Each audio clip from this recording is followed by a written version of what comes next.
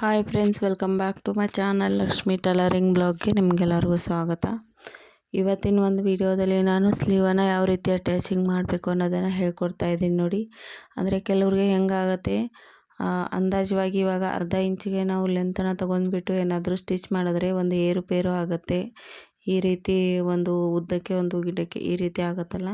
So ಹಾಗಾಗಿ ನಾವು ಯಾವ ಟಿಪ್ಸನ್ನು ಫಾಲೋ ಮಾಡಬೇಕು, ಏನೇನು ಟಿಪ್ಸ್ ಇದೆ ಅನ್ನೋದನ್ನು ಈ ವಿಡಿಯೋದಲ್ಲಿ ನಾನು ಹೇಳ್ಕೊಡ್ತಾ ಇದ್ದೀನಿ ನೋಡಿ. ಫಸ್ಟಿಗೆ ಸ್ಲೀವನ್ನು ಈ ರೀತಿ ಇಟ್ಕೊಂಡ್ಬಿಟ್ಟು ಸ್ಲೀವ್ ಲೆಂತನ್ನು ನಾವು ಅದ್ರ ಮೇಲೆ ಮಾರ್ಕ್ ಮಾಡಬೇಕು. ಈ ರೀತಿ 6 ಇಂಚಿಗೆ ಸ್ಲೀವ್ ಲೆಂತ್ ಇದೆ. ನಾನು ಈ ಥರ ಮಾರ್ಕ್ ಮಾಡ್ತಾ ಇದ್ದೀನಿ ನೋಡಿ.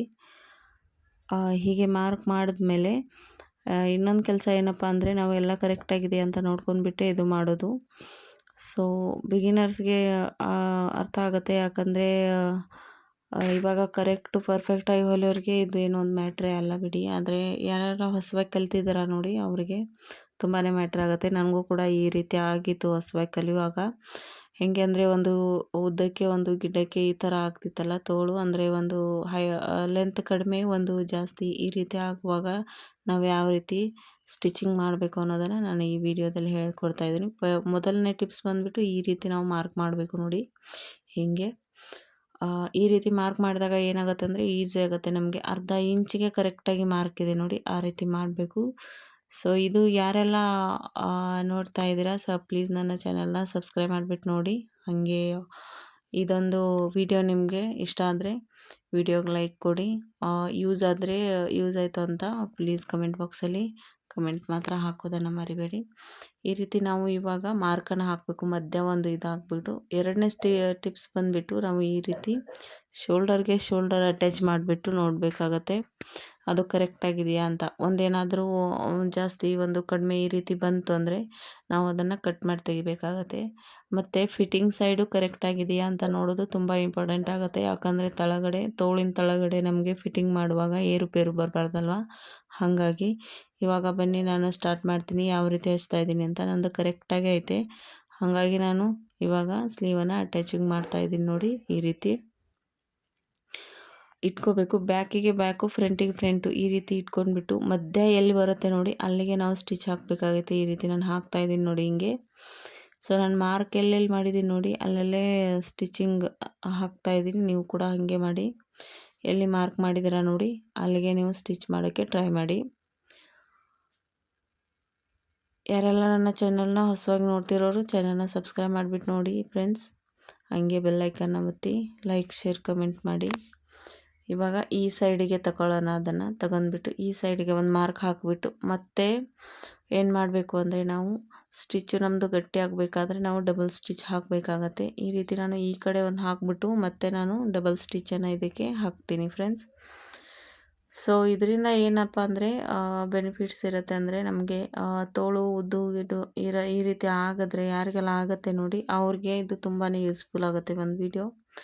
ಸೊ ಇದು ಹೆಂಗೆ ಅಂದರೆ ಫಿಟ್ಟಿಂಗ್ ಕೂಡ ಕರೆಕ್ಟಾಗಿ ಬರುತ್ತೆ. ನಮ್ಮದೇನು ಟಾರ್ಗೆಟ್ ಅಂದರೆ, ನಮ್ಮದು ತೋಳು ನಾವು ಅಟ್ಯಾಚ್ ಮಾಡುವಾಗ ಏನಾದರೂ ನಾವು ಕರೆಕ್ಟಾಗಿ ಮಾಡಿದ್ರೆ ಫಿಟ್ಟಿಂಗ್ ಸಹ ನಮ್ಮದು ಕರೆಕ್ಟಾಗಿ ಬರುತ್ತೆ ನೋಡಿ.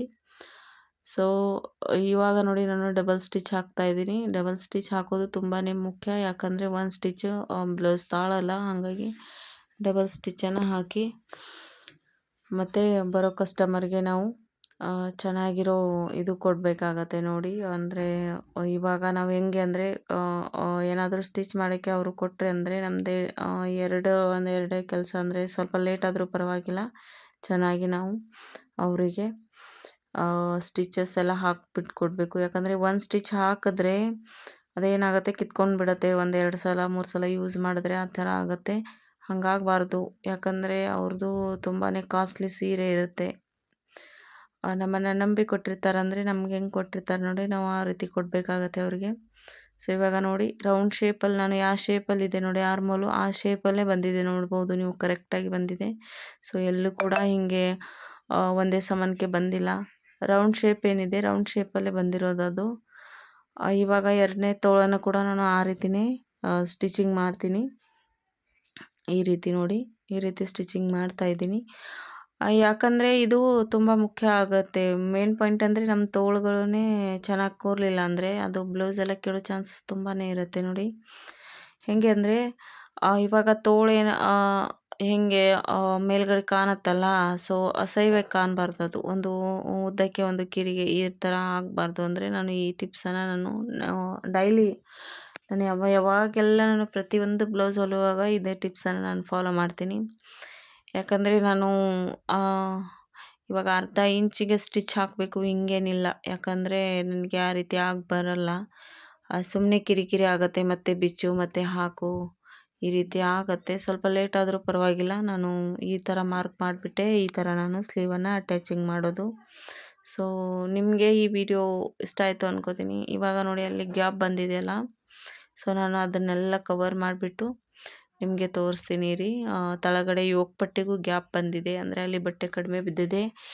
ಮೇಲೆ ಸ್ಲೀವ್ಗೂ ಕೂಡ ಕಡಿಮೆ ಬಿದ್ದಿದೆ ನೋಡಿ ಬಟ್ಟೆ. ಸೊ ನಾನು ಇವಾಗ ಅದನ್ನು ಬಟ್ಟೆ ಯಾವ ರೀತಿ ನಾನು ಅಟ್ಯಾಚಿಂಗ್ ಮಾಡ್ತೀನಿ ಮತ್ತು ಹೇಗೆ ನೋಡ್ತಾ ಇರಿ ನೀವು. ತುಂಬಾ ಯೂಸ್ಫುಲ್ ಆಗುತ್ತೆ ವಿಡಿಯೋ, ಇದೊಂದು ವಿಡಿಯೋ. ಸೊ ವಿಡಿಯೋ ಎಲ್ಲೂ ಸ್ಕಿಪ್ ಮಾಡಬೇಡಿ, ವಿಡಿಯೋ ಕೊನೆವರೆಗೂ ನೋಡಿ ಅಂತ ಹೇಳ್ತಾ ಇವಾಗ ನೋಡಿ ನಾನು ನಾನು ಸ್ಲೀವನ್ನು ಅಟ್ಯಾಚ್ ಮಾಡ್ಕೊಂಡಿದ್ದೀನಿ. ಎಲ್ಲ ಥರ ಬಟ್ಟೆ ನೋಡಿ, ಅಲ್ಲಿ ಸ್ವಲ್ಪ ಕಡಿಮೆ ಇದೆ, ಅದು ಪರವಾಗಿಲ್ಲ, ಯಾಕಂದರೆ ಸ್ಟಿಚಿಂಗಲ್ಲಿ ಹೋಗ್ಬಿಡುತ್ತೆ.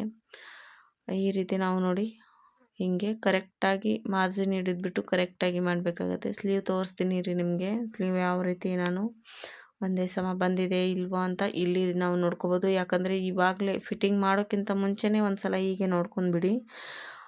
ಯಾಕಂದರೆ ಫಿಟ್ಟಿಂಗ್ ಮಾಡಿದಾಗ ಮತ್ತೆ ತಿರ್ಗಾ ಎಲ್ಲನೂ ಬಿಚ್ಚಬೇಕಾಗತ್ತೆ. ಇವಾಗ ಇಷ್ಟು ಇತ್ತು ಅಂದರೆ ನಾವು ಬಿಚ್ಚಿ ಮತ್ತೆ ಕರೆಕ್ಟಾಗಿ ಹಾಕ್ಬೋದು ಇದನ್ನು, ಹಾಗಾಗಿ ಹೇಳ್ತಾ ಇದ್ದೀನಿ. ಸೊ ಇವಾಗ ನೋಡಿ ನಂದು ಕರೆಕ್ಟಾಗಿ ಬಂದಿದೆ, ಎರಡು ಸ್ಲೀವ್ ಕೂಡ ಪರ್ಫೆಕ್ಟಾಗಿ ಬಂದಿದೆ ಅಂತ ಅನ್ಕೋತೀನಿ. ಯಾಕಂದರೆ ಎರಡು ಸಮವಾಗಿ ಇದೆ. ಇದು ಅಂದರೆ ಡೈಲಿ ಹೊಲಿತಾರಲ್ಲ ಅವ್ರಿಗೆಲ್ಲ ಈ ವಿಡಿಯೋ ಅಷ್ಟೊಂದು ಯೂಸ್ ಆಗುತ್ತೋ ಇಲ್ವೋ ನನಗೆ ಗೊತ್ತಿಲ್ಲ. ಆದರೆ ಬಿಗಿನರ್ಸ್ ಇರ್ತಾರಲ್ಲ ಅವ್ರಿಗೆ ಮಾತ್ರ ಇದು ಒಂದು ಟಿಪ್ಸು ನಂದು ಯೂಸ್ ಆಗುತ್ತೆ ನೋಡಿ. ಈ ಥರ ಮಾಡಿ ನೋಡಿ, ನಿಮಗೂ ಕೂಡ ಇದು ಅನಿಸುತ್ತೆ ಇಲ್ಲ ಇದು ನಮಗೆ ಯೂಸ್ ಆಗುತ್ತೆ ಅಂತ. ನಾನು ಮಾಮೂಲಿ ಇವರು ಮೆಜರ್ಮೆಂಟ್ ನನಗೆ ಗೊತ್ತಲ್ವ, ಹಾಗಾಗಿ ನಾನು ಇವರು ಇದ್ರ ತಕ್ಕಂಗೆ ನಾನು ತೊಗೊಂಡ್ಬಿಟ್ಟು ಡೈರೆಕ್ಟ್ ನಾನು ಫಿಟ್ಟಿಂಗೇ ಮಾಡ್ತಾಯಿದ್ದೀನಿ ನೋಡಿ. ಯಾಕಂದರೆ ನಾನು ಸಿಲಾಯಿ ಮಾರ್ಜಿನ್ ಎಲ್ಲ ಜಾಸ್ತಿ ತಗೊಂಡಿರೋದು ಇವರು ಇದು ಒಂದು ಬಟ್ಟೆಯಲ್ಲಿ, ಹಾಗಾಗಿ. ಸೊ ವಿಡಿಯೋ ಹೆಂಗೆ ಅನ್ನಿಸ್ತು ಅಂತ ಕಮೆಂಟ್ ಬಾಕ್ಸಲ್ಲಿ ಕಮೆಂಟ್ ಮಾಡೋದನ್ನು ಮರಿಬೇಡಿ. ಸಿಗ್ತೀನಿ ಫ್ರೆಂಡ್ಸ್ ಮುಂದಿನ ವೀಡಿಯೋದಲ್ಲಿ. ಅಲ್ಲಿವರೆಗೂ ಟೇಕ್ ಕೇರ್, ಬಾಯ್ ಬಾಯ್.